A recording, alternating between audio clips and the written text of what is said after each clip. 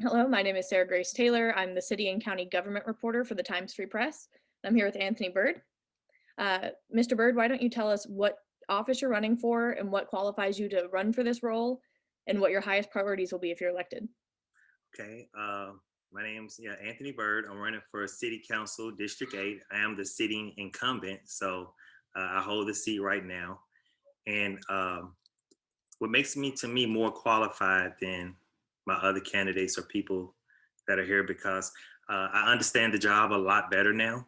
Uh, and I think that's one of the biggest priorities that I have in the 4 years that I've been here. With all the work that we've done and all the things that this council have been able to do for the city, it's so much more that we want to do. But we realize that, due to issues at the state level that trumps us to where we can't move things forward. Uh, I kind of learned the place and the operations of a city council person. And so by me being just able to understand the people and understand the community now with the experience that I've had over 4 years, I get what people want when it comes to Clifton Hills and flooding, when it comes to Lincoln Park, the park and speed humps, when it comes to Holland Park and Airbnbs, just when you look at what people have been fighting for years, I just think I've been at school, the community invested in 4 years of education, and now this next term is time for them to pay off for their investment. So the next few questions will be about the budget. And the Okay. first question is, as we near a year since the virus hit Chattanooga, Hmm. businesses and individuals within the city are struggling due to COVID-19. Right. How would you provide aid to those businesses and families hit hardest by the pandemic's economic impact? Are there any current programs that you'd like to keep in place, or what other programs would you add? Well, right now we have the rent assistance program, and to help people stay in their homes through their bills and stuff. We have the grants that we have for small businesses that we put forth through money that we received for the COVID relief fund. Uh, and it's really hard because so many people, the businesses are going out of business, the community are suffering tremendously, and a big percentage of our uh, budget is done by taxpayers money. So with the community hurting the way it's hurting, that budget is going to be tremendously low right now. Where we have a $300 million budget, we may even be cut by $100 million. So say a $200 million budget, that just put us in a bad situation. And you have our firefighters looking to get a better pay. You have our city workers want to start at $15 an hour. You have our community members who have paid and put into taxpayers to put into the pot. And at this point, it's like, hey, we're in a very uncomfortable situation to even also help. So I just think we need to continue to find organizations uh, that will be willing to donate and help when it comes to feeding, when it helps to come to clothing, when it helps to come to rent assistance.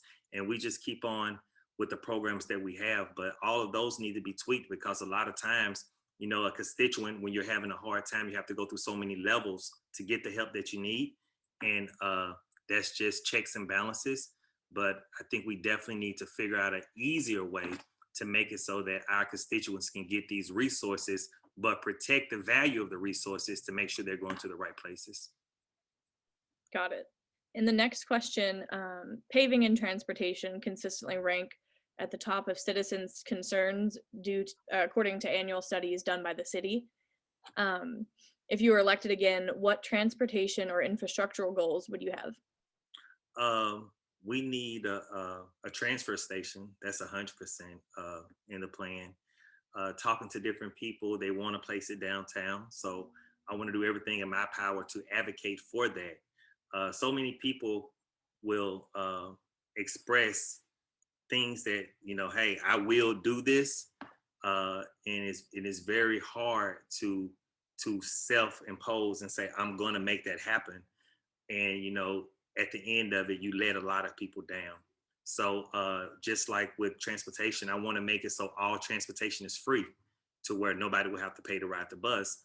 That would also be another $2 million to add to the already $4 million budget that Carter is receiving. And that seems like a drop in the budget to a $300 million budget. But we also have to figure out a way to get our firefighters to a fair salary, get our workers to $15 an hour. At the end of the day, it's just really not enough money. You either have to make some cuts or you have to uh, raise taxes. And, people don't want to hear those things, because if you make cuts, people lose their job. You raise taxes, our constituents hurt the most. We've been fighting for the past 4 years. If you look at every meeting, we've been fighting for a $10 million paving budget across the board, because, people get so many phone calls that I need sidewalks. Like in Lincoln Park right now, I get calls, they need sidewalks out there on Scruggs Street, and we need more speed humps and more, potholes filled, but it's just the finance to get it done is not there. So this next administration, including myself, we're going to have to make some very hard decisions to take care of the people who put us in office. And I'm willing to make those hard decisions, but it's going to be it's going to take some time to make sure that we're not putting anyone in harm's way or putting anyone out, and we're not hurting the pockets of the people that belong to our city. So a recent poll shows that the majority of District 8 residents surveyed consider economic development and job growth to be the top priority. Do Mm-hmm. you agree, and how would you address those concerns? Once again, like we're doing now, since I've been in office, we've brung over 300 jobs with M&M Industries, with Gestump, the new Nippon Paint Company. Uh, I have to educate a lot more. I noticed, like I said in the beginning, to show people what the role of a council person is. It's always good to get companies to come in, but like if we wanted Michael Jordan to come here and play basketball for UTC or be a coach, that comes with a price. So everyone is pulling on these different companies to come and set up shop in Chattanooga. And so it's when you ask them to come, they say, what I get out of it. And then once you give them a pilot or you give them a land donation, then the community feels like there's not enough clawbacks or enough teeth to make sure that these people hire from the community. And they use little words like best practices and stuff like that, but that still doesn't mean that the people in that community is going to get the jobs. So when you look at economic and community development and growth in the communities, you want to see, I want to see a Chick-fil-A or a McDonald's or, a Walmart or a grocery store, Publix, and all these, you look at these amazing brands and you want them in your community, but then you have density, you have traffic, and these companies, we can't make them come as a city council. All we have to do as a council person or as the mayor, you have to negotiate terms and conditions to make that happen. And I think we definitely need to find other ways of negotiation without a pilot or without a land swap. And we need to get things from the state to where we can make people say, I'm going to hire from this region. But then the main thing, Sarah, I think that we have to get churches and community leaders involved to say, hey, I'm going to go to the communities like Avondale, East Lake, Highland Park, and grab little kids or grab young adults and prepare them and say, hey, we're going to take them to this job. And once that group of people have been found to say, hey, we got 30 people here ready to work, it's up to me to make sure that they're getting the best quality job that they can get. Got it. And our next questions are going to be about business and the economy. Okay. And the first one you touched on, but city labor unions and many activists support a $15 minimum wage for city employees, which Mayor Burke had intended to do prior to COVID. Do you support this or any other specific pay increase plans for cities? Why or why not for city employees? 100%. If you look at any YouTube or any city council meeting that we had when they were there, I was one of the main ones saying, yes, they deserve a $15 to get that $15 raise. How we get there, that's the thing. Once again, even before our economy went to a downfall the way it is, those checks and balances, how do we create it so you'll have some sustainability to where you can rise everybody up and make sure it's doing, equitably, and make sure everyone is getting a piece? Because outside of the labor unions and those guys that are asking $15, like our fire department, they're going to need like 15 million to get them where they need to be. Our police department, they need a raise to, get them to a workable salary. And so right then, you're probably looking at another 100 million. And where does that money come from? You don't want to put the burden on our taxpayers. You don't want to cut any programs that are helping people, because when you do that, people lose jobs and people lose services. So that's why we have to definitely look at economic and community development, because once you start to develop communities, you can create a tax base that can help communities out and create other taxes where you don't put a strain on the community. So I think that's one of the things we're going to have to do, is prepare our communities and stuff for redevelopment and for revitalization without gentrification, so that we can get people taxes and money coming into the city, so that we can give all our workers the salaries that they all deserve, because they work truly hard, and they took a hard turn with COVID, although they kept working, but they were our essential workers and they didn't get the essential pay that they need. And some of them had to use their time for COVID, and they lost money and lost time. And I think that's a very heartful situation that we need to take care of as a city. In 2019, 40% of Chattanooga's households were housing cost burdened, meaning that they pay more than 30% of their income for housing and may struggle to afford other necessities. How would you address affordable housing in your district? Well, one of the things in District 8, I have more affordable housing in District 8 that I'm going to say probably in any other district in the city other than District 9. Me and Coon, we're probably running neck to neck. But man, Bayberry Apartments is going to be affordable for the next 30 years. Bayberry Apartments, Ridgeway Apartments, Chestnut Flats, and we got the new thing going on Main Street with the Facino Group and the Ames Center that's going to bring another 60 units. And all these places are going to be affordable for the next 20 to 30 years. And you have to think that's an amazing feat to have in just 4 years. We've created probably over 500 plus affordable housing units, but it's not enough. You still have people homeless. You still have people trying to figure out how they're going to find somewhere to stay. You still have people paying enormous rates to live somewhere. But the tools that we have is the tools when it comes to working with CNE to try to get a low interest loan for people to start creating home ownership. We need to probably start looking at ADUs, accessory dwelling units, so people that have these large yards, they can create affordable housing in their yard. But that doesn't mean they're gonna, rent to someone that's needing affordable housing. They can still rent to someone else. So we have to make sure that we are using all of our resources to bring people in to say, hey, you have to help. It takes a village. We have to do it together. And I understand so many people are making, hundreds of thousands of dollars because the market is so good right now. But just with the affordable housing units that we have in place, we have to figure out another way to say, hey, this is another tool we can use in our toolbox outside of the pilot and outside of the land donation, because our communities get a lot upset with that. But it's something that works tremendously right now. So I'm gonna definitely start looking at different tools to use and different ways to make it happen. So the next few questions will be about public safety. Okay. And the first question, last fall, shootings in Chattanooga were up by 20% from the same time in 2019, and they were higher than any time in the last 5 years. Yes. How would you work as a council member to lower crime in your district? Man, Sarah, people are gonna talk about programs, and people are gonna say that we need more programs and we need to invest more in YFD. But we invested in an $8 million YFD center here. We invested in all type of upgrades to our other YFD centers that are in District 8. We have 3, and we have 1 million programs and ways for kids to go get those outlets. It's groups like YB Normal, Father to the Fatherless, Reach One, Teach One, Fatherly Figure. It's so many groups out there that are doing things, to help our kids. And so as a council person now, I have to be in the homes with the people, meet people at the doorstep where they are, and just say, what is it that the parents are needing? And what is it that we can give the parents that will then instill into the child? Because they're at the end of the day,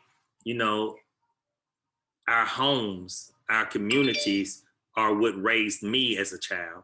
We have to get back to that. This COVID has separated us even more. And when you look at the crime and the violence that's going along, and I get a lot of it in my community, and we can use any excuse to say what it is: mental health, poverty. These things are, but I think one of the main things is love. We have to start loving on each other and loving on the people in our community. And I just plan to be here in the community to be the change I want to see and to show people that I love them. And I'm gonna do everything I can to get you the services that you need to to get help. But one thing about it is, as a council person, that's the education piece earlier.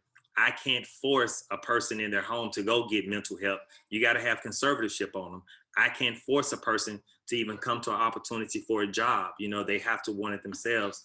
And I'm just going to do everything I can to encourage the people in District 8 to get on board with this process and see that we can all win if we work together. Activists spent this summer protesting police brutality across the country and in Chattanooga, demanding defunding or divesting from the police. Mm-hmm. Would you consider defunding or divesting from CPD for reform? In what other ways, if any, would you consider law enforcement reform?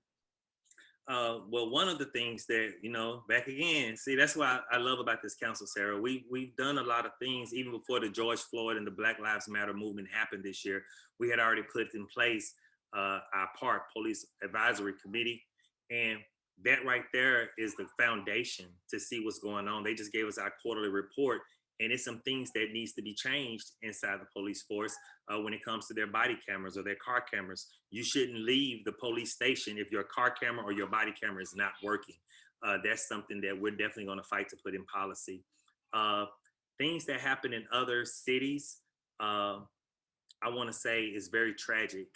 And what happened to George Floyd was tremendously, and Breonna Taylor. These were tragedies that shouldn't happen to no person on earth. But in Chattanooga, a lot of these things are not happening. Not saying that our CPD is perfect. They're not. They have blood on their hands and they have, guilt in their closets. But every officer wearing a badge is not a racist, is not looking to hurt anyone. Just like every kid walking around these poor communities with a gun is not a gangbanger, So we have to first address Chattanooga problems and address the things that are going on in Chattanooga and address each officer accordingly. And I think this police oversight board that we have in place will report to us quarterly and tell us the things to strengthen that base. And once we get that in place, I think you will see things start to grow and become a lot better. Perfect? Never perfect, but we will see a better way than a lot of these other states are doing. And that's one of my plans to make sure of, to invest in and fuel that park board, because they're right there seeing the mistakes and the winning things that the police is doing. So they then report to us every 3 months. And I think that would give us the leverage to say, hey, we need to adjust and address these things. And I'm sure our police chief will be willing to do it. Public input to city council was a large part of the summer's discourse.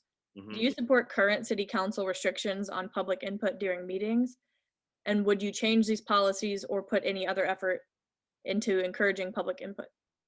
I think that's crazy, because I say that all the time. When we had some activists come down, they were very angry and emotional.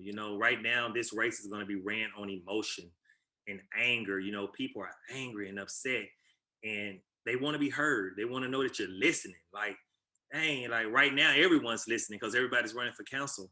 But after council, after you win, after you're in that office for a year and you get your little pink, are you going to listen to the people? And sometimes I feel that during city council, we're rushing to get things done. That's why one of the times when it was time for us to be on the Zoom to 1:00 in the morning, I was one of the ones that voted to say, let the people talk, and I sat there and listened, to everyone's complaint, everyone's heartache, because sometimes people just want to be heard. So 100%, I want to get the public to the place, because we represent them. And that's what I tell people all the time. My job is to take your voice, the community's voice, and express it up on that dais. And sometimes, it seems like that is not happening. But in District 8, we have 20,000 people that has a voice, and I have to speak for all 20,000. And sometimes they don't all speak the same. And so that's my goal, 100%, to make sure that every community person voice in District 8 is being heard 100%. So the last few questions are just kind of miscellaneous questions. Okay. And the first is, have you received a COVID-19 vaccine? And if not, will you when it becomes available? No, I have not received the vaccine. I haven't. I'm scared, Sarah. Man, I never received a flu shot either, Sarah. Never in my life got a flu shot. I try to eat healthy, stay healthy. My granny used to tell me health and wealth goes hand in hand. So if you're gonna work your butt off to be wealthy, you got to work your butt off to be healthy. Uh, I just when what happened, in history when it came to us getting vaccinated as African Americans is not something that people should be proud of. And I want to be the leader that people can depend on. And sometimes you have to make a selfless sacrifice. And if it came down to it, to get people in a better place, and I had to make that selfless sacrifice, I wouldn't mind sacrificing myself because I know that's gonna create change one way or another, whether it kills me or whether it helps me. Somebody is gonna change something. So our service is the rent we pay for our time here on earth. So if that's the service I would have to do to show people that, hey, I'll take the first step, I'll do it. But just I haven't done it yet because I'm still concerned about my children, myself, and being here for them. So I'm just still a little skeptical about it, but one day soon, hopefully. What should the relationship between the mayor and city council look like? What will you do to cultivate relationships with the new administration? Man, I want to see the mayor and the new administration more hands-on. And the process, Sarah, the process is not supposed to fail the people. The people can fail the process, but we're supposed to set the process up to not fail the people. And the process should be the people speak to the council speak to the mayor. If there's a divide to where the people can't get to the mayor, they should be able to get to us. But once they get to us, if we can't get to the mayor and make things happen, that's why you have so much chaos. That's why you have so much confusion and distrust, because people just feel that we're not listening, because they'll see the mayor lay something out and you're over here saying, hey, we're starving, we're hungry, we need help over here. And then you'll see where the mayor's doing a ribbon cutting at a $1 million housing facility or a hotel. Neither one has anything to do with the other. It's not that he didn't see you over here saying that, but it never seems like the people over here that saying we're hungry, we need something, that they never get their answer. And with the city council, myself, I learned in this 4 years, a lot of times I have to go through so many hoops and loops just to get speed humps. I have to go through so many hoops and loops just to get a sidewalk built. And my constituents get upset with me because they feel like, Byrd, we've been asking for this sidewalk for a year. Why have we not gotten it? Just like on Scruggs Street, they've been begging for a sidewalk and speed humps. And just unfortunately, I can't snap my fingers. I got to keep on politicking to try to get that done. But if I feel the mayor set in at more meetings and the mayor will confide in us on a quarterly basis to see the concerns of the community, the budget would be better, the city will be ran better, and I think we will see a happier Chattanooga, and we can go into a path that we all would like to see. But until that administration says that I have to partner with the council to be an amazing mayor or administration, we're never going to see, you're going to always have the divide. And the final question is, would you support public funding for a new Chattanooga Lookout Stadium? Would I support public funding for a new Chattanooga Lookout Stadium? Oh man, not now.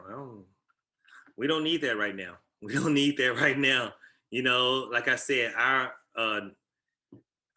people are suffering, our communities are hurting, and if the city comes up with a new lookout stadium during this time, our community will tremendously give up on us and know that we are the devils that they probably perceive that we are to be. Right now, we need to be concentrating on getting our labor union workers to that $15. We need to be working on getting our fire department that 15 million, our police department their raise. We need to be working on getting our early education in better shape. We have so many, our roads in better shape. This whole conversation that we talked about, that needs to be our focus. A new Lookout Stadium is so far not down the list. We can't even really think about that right now.